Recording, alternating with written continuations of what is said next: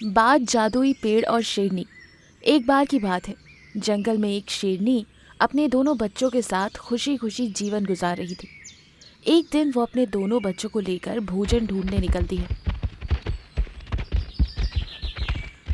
कि तभी रास्ते में एक हथनी आकर उससे कहती है, दोस्त तुम इस इलाके में मत आओ, यहाँ एक दुष्ट बाज घूम रहा है और वो छोटे छोटे जानवरों को उठाकर ले जा रहा है। वो मेरे दोस्तों को भी उठा ले गया। तुम्हारे बच्चे बहुत छोटे हैं, तुम्हारा यहाँ रहना खतरे से खाली नहीं है, जल्दी यहाँ से चली जाओ। घबराओ नहीं दोस्त, वो बाज हमारा कुछ नहीं बिगाड़ सकता। वैसे समस्या से भागना नहीं चाहिए, बल्कि उसका समाधान कर उसे सबक सिखाना चाहिए। हाँ, तुम उस बाज के बारे में नहीं जानती ना, इसीलिए ऐसा कह रही हो। वो तुम्हारे दोनों बच्चों को उठा कर ले जाएगा। खैर सावधान रहना, उसमें इतनी हिम्मत नहीं कि वो मेरे बच्चों को उठा कर ले जाए।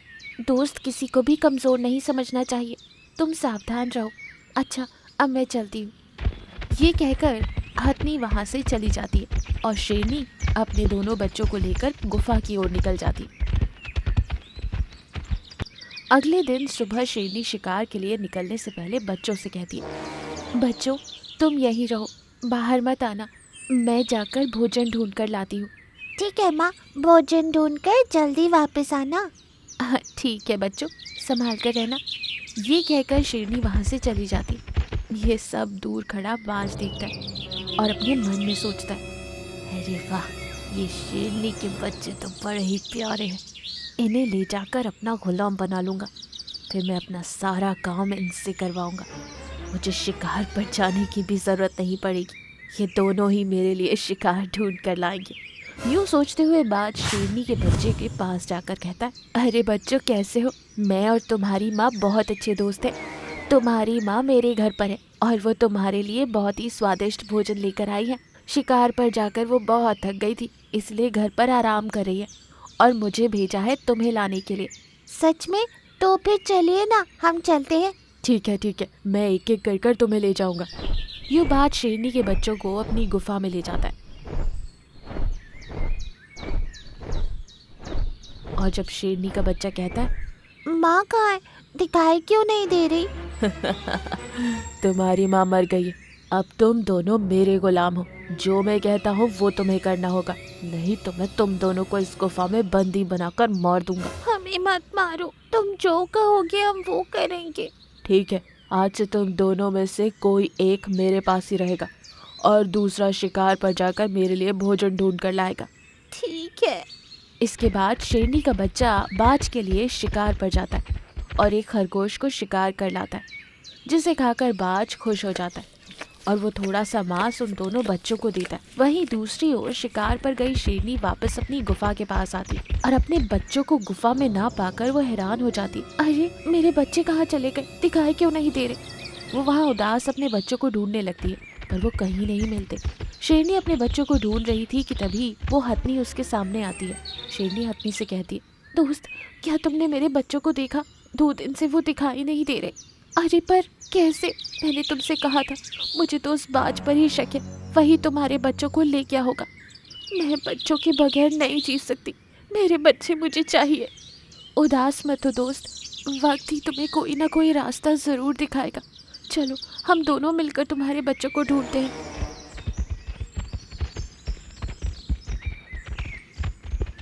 यूँ वो दोनों मिलकर एक जादुई पेड़ के पास पहुँचते। शेरनी को उदास देखकर जादुई पेड़ कहता है, उदास ना हो, बच्चे सुरक्षित हैं, लेकिन वो बाज तुम्हारे बच्चों को अपना गुलाम बना चुका है, वो अपने काम उनसे करवाता है। मुझे मेरे बच्चे चाहिए, आप ही कोई रास्ता बताओ। एक माँ से उसके बच्चों को जुदा करना बहुत बड़ा पाप है, उस बाज को सबक सिखाना ही पड़ेगा। इसके लिए मैं तुम्हें कुछ शक्तियाँ प्रदान करता हूँ, तुम जाकर उसे ख़त्म कर दो। मैं जिंदगी भर आपकी आभारी रहूंगी।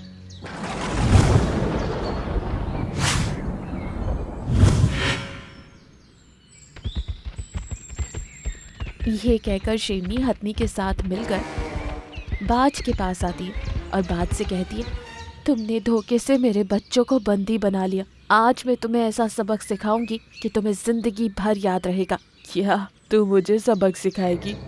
तू मेरा कुछ नहीं बिगाड़ सकती, मैं आकाश में उड़ने वाला पक्षी हूँ, तू मुझे कैसे पकड़ेगी? इतना घमंड अच्छा नहीं है, अभी तुम्हें खरगोश में बदल देती हूँ। ये कहकर शेरनी बाज को खरगोश में बदल देती और तभी वहाँ से शेरनी के बच्चे आते हुए दिख जाते। बच्चे शेरनी को देखकर खुश थे। माँ तुम आ गई, ये बाज धोखे से हमें यहाँ ले आया, हमें अपना गुलाम बना लिया। बच्चों मैं सब जानती हूँ, आज मैं तुम्हारे लिए बहुत ही स्वादिष्ट भोजन लेकर आई हूँ। वो देखो, वो खरगोश तुम्हारा ही शिकार है। शेरनी के कहते ही बच्चे भागते हुए जाकर खरगोश के ऊपर टूट पड़ते और खरगोश में बदले बाज को मारकर खा लेते। इस कहानी से हमें ये शिक्षा मिलती है कि धोखा देना बुरी बात है और धोखा देने वालों को सज़ा ज़रूर मिलती है। विशाल बाग, जादुई पेड़, हाथी और खरगोश। एक बार की बात है, एक बहुत ही घना और सुंदर जंगल था। जंगल के सारे जानवर मिलजुल कर रहते थे सिवाय हाथी के। हाथी बहुत ही घमंडी थी और उसे अपनी ताकत पर बहुत घमंड था, जिसके चलते बाकी जानवरों को वो हमेशा तंग किया करती थी।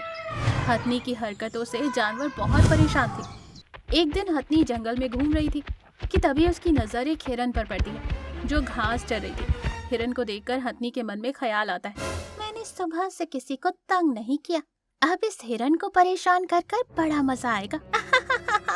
ये सोचकर हथनी चुपके से हिरन के पीछे जाती है और जोर से चिल्लाती है। एकदम से हुई इस आहट से हिरन डर जाती है और घबराकर गिर जाती है। ये देख हथनी को बहुत हंसी आती है। वाह हिरन की बच्ची, तू तो बहुत ही डरपोक निकली। देखो तो सही कैसे डर के मारे कांप रही है। बेचारी हिरन उठ भी नहीं पा रही थी क्योंकि अचानक डर के मारे गिरने की वजह से उसके पैर में मोच आ गई थी। वो हथनी से कहती है, हथनी मेरी मदद करो, मेरे पैर में मोच आई है, बहुत दर्द हो रहा है, मैं कृपया करके मुझे घर पहुंचा दो। अरे चल हट, मैं तुझ जैसे डरपोक और कमजोर जानवर से सीधे मुंह बात भी ना करूं, मदद करनी तो दूर की बात है। ये कहकर हथनी हिरन को अपनी सूंड से धक्का देकर वहां से चली जाती। बेचारी हिरन दर्द के मारे सिसक सिसक कर रोती रह जाती। कि थोड़ी देर बाद वहां बंदर और खरगोश आते और हिरन की हालत देखकर बंदर कहता है, अरे दोस्त क्या हुआ, तुम घायल कैसे हो गई? हिरन सारी बात बंदर और खरगोश को बताती है। अरे ये हथनी हम जैसे छोटे जानवरों को कीड़े मकोड़े समझती है, पता नहीं कब इसकी अकल ठिकाने आएगी। दिन ब दिन हथनी की हरकतें बढ़ती जा रही थी।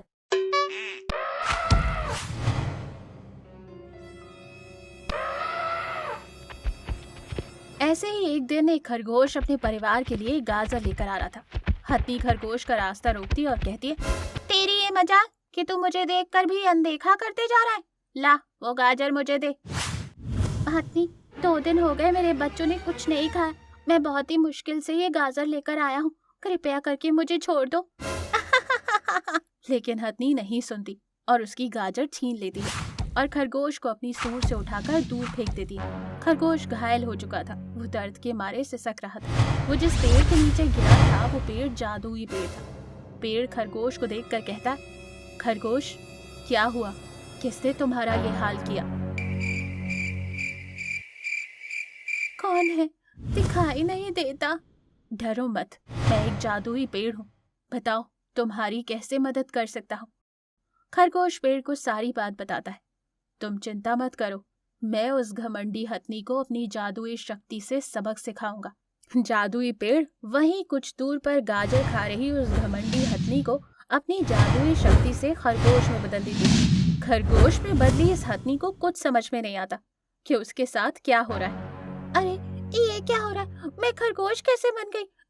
ये सच है या सपना? वो आगे बढ़ती है कि अचानक एक विशाल बाज की नजर उस पर पड़ती है और वो विशाल बाज खरगोश में बदली हथनी को पकड़ने के लिए उसका पीछा करता है। ये देख खरगोश वहां से भागने लगता है और बाज उसका पीछा करता है। अरे ये विशाल बाज कहाँ से आ गया? कोई मेरी मदद करो। यूं भागते भागते खरगोश की नजर सामने से आ रहे शेर पर पड़ती है।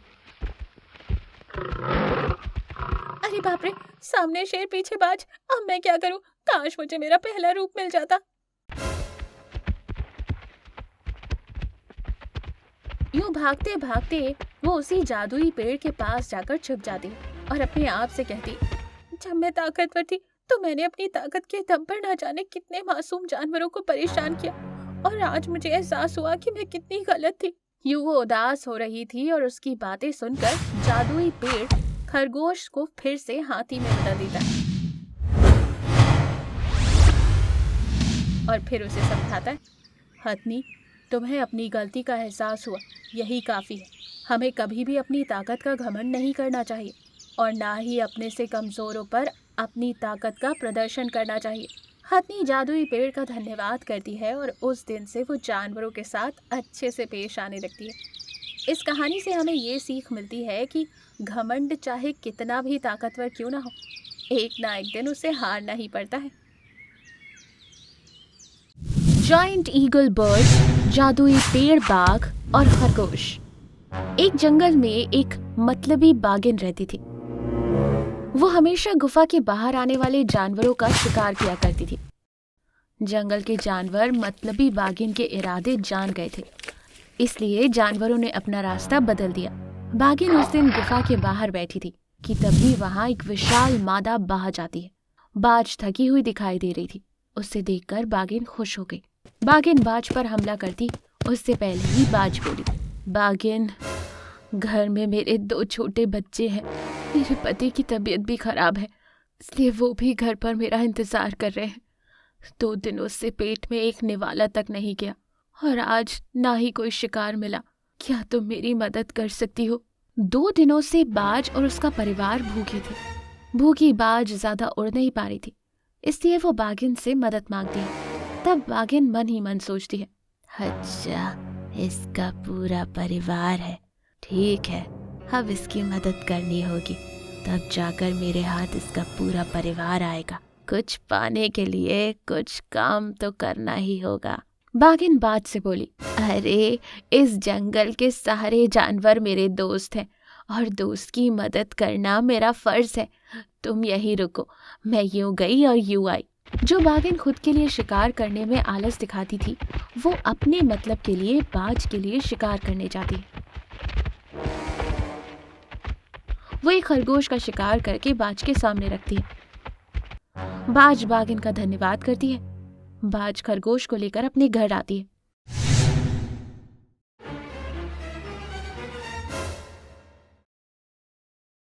पर उसका पति घर पर नहीं था।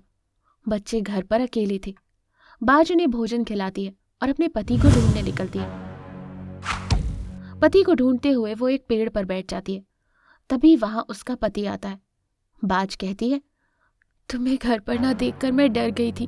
कहाँ चले गए थे तुम? तुम्हारी तबीयत भी ठीक नहीं। पता है मुझे कितनी चिंता हो रही थी।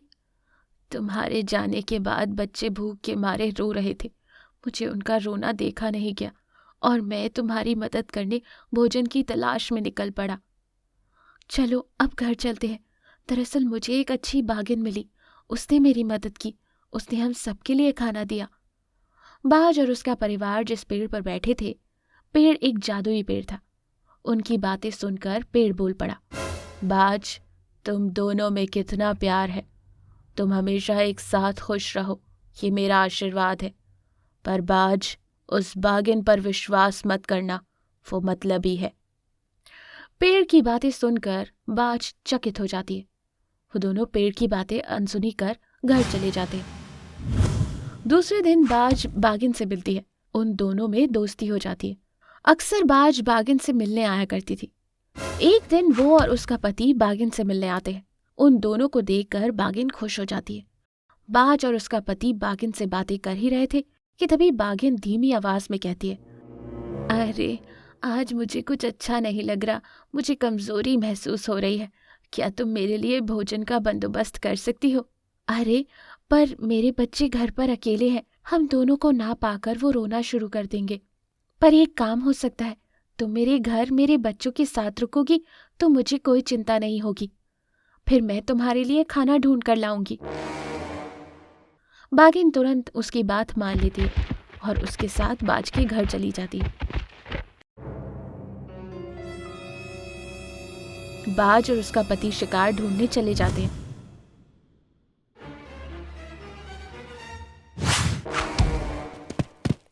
इधर बाघिन बाज के दोनों बच्चों को पकड़कर अपनी गुफा में कैद करती है और वापस बाज के घर आकर रोने का नाटक करती है। बाज और उसका पति बागिन के लिए खरगोश का शिकार करके लाते हैं, पर बच्चों को ना देखकर वो रोने लगते हैं। तब बागिन भी रोते हुए कहती है, दोस्त मुझे माफ कर दो, मैं यहाँ आराम कर रही थी, मुझे पता ही नहीं चला बच्चे कहाँ चले गए। मेरी तबीयत ठीक होती तो मैं कुछ कर पाती। बाज बागिन की बातों पर विश्वास कर लेती है। बागिन बाज का लाया हुआ खरगोश लेकर वहां से चली जाती है। उसे बाज के दुख से कोई मतलब नहीं था। यहाँ बाज और उसका पति दोनों बच्चों को ढूंढते हुए उसी जादुई पेड़ के पास आते हैं। पेड़ कहता है, बाज ये सब उस बागिन की चालाकी है, उसी ने तुम्हारे बच्चों को खाया है। अब देखना तुम्हारे पति को भी नहीं छोड़ेगी। देखो मेरी बात मानो और उस बागिन से दोस्ती तोड़ दो। नहीं, मेरे दुख में मेरी दोस्त भी दुखी थी, वो ऐसे नहीं कर सकती। ठीक है बाज, फिर कल उस बागिन को किसी बहाने मेरे पास लेकर आओ और चुपके से सब देख लो, तुम्हें अपने आप सब पता चल जाएगा। बाज पेड़ के बताए अनुसार बागिन के पास जाती है और कहती है, बागिन मेरे साथ चलो, देखो ना मेरे पति को पता नहीं क्या हो गया, वो पेड़ के नीचे बेहोश होकर पड़ा है। बागिन बाज के साथ जादुई पेड़ के पास आती है। बाज का पति पेड़ के पास पड़ा था।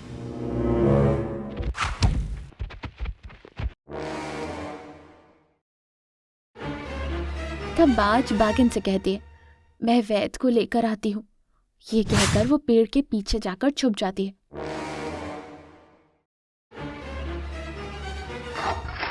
तब बागिन मौका पाकर बाज के पति को खाने ही जाती है कि तभी जादुई पेड़ उसे रोक लेता है। उसे अपनी जादुई शक्ति से खरगोश में बदल देता है। बाज भी सामने आती है और उसका पति उठ खड़ा हो जाता है।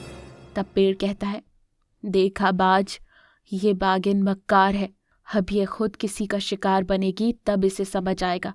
दोस्त, मैंने तुम पर विश्वास करके मेरे बच्चों को तुम्हारे पास छोड़ा, पर तुम इतनी मतलबी निकलोगी ये मुझे नहीं पता था। आज से हमारी दोस्ती टूट गई समझो। मुझे माफ कर दो, मैंने तुम्हारे बच्चों को कैद जरूर किया पर उन्हें मारा नहीं। आखिरी बार मेरा विश्वास करो, मुझे ऐसे खरगोश की जिंदगी नहीं जीनी, मुझे अपने असली रूप में लाओ प्लीज। बागिन विनती करती है। बाज को थोड़ी दया आती है और वो पेड़ से कहती है, जादुई पेड़, बागिन को छोड़ दो, उसे उसके असली रूप में वापस लाओ। वो चाहे जैसी भी हो, पर मैं उसे अपना सच्चा दोस्त मानती थी। मैं इसकी जैसी हरकतें नहीं कर सकती, फिर इसमें और मुझ में क्या फर्क रह जाएगा। बाज बागिन को माफ कर देती है। पेड़ भी बाज का बड़प्पन देखकर बागिन को उसके साधारण रूप में बदल देता है। बागिन बाज के बच्चों को उसको सौंप देती है। बच्चों को पाकर बाज और उसका पति खुश हो जाते हैं। तब बागिन कहती है, बाज, आज मुझे असली दोस्ती क्या होती है ये पता चला। मैं अपने किए पर बहुत शर्मिंदा हूँ, पर आज के बाद मैं तुम्हें शिकायत का मौका कभी नहीं दूंगी।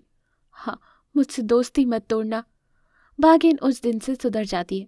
बागिन अपनी दोस्ती निभाते हुए बाज और उसके परिवार की देखभाल करने लगती है। इस कहानी से हमें ये सीख मिलती है कि सच्ची दोस्ती वही होती है जहाँ एक दोस्त दूसरे दोस्त का दर्द समझता है।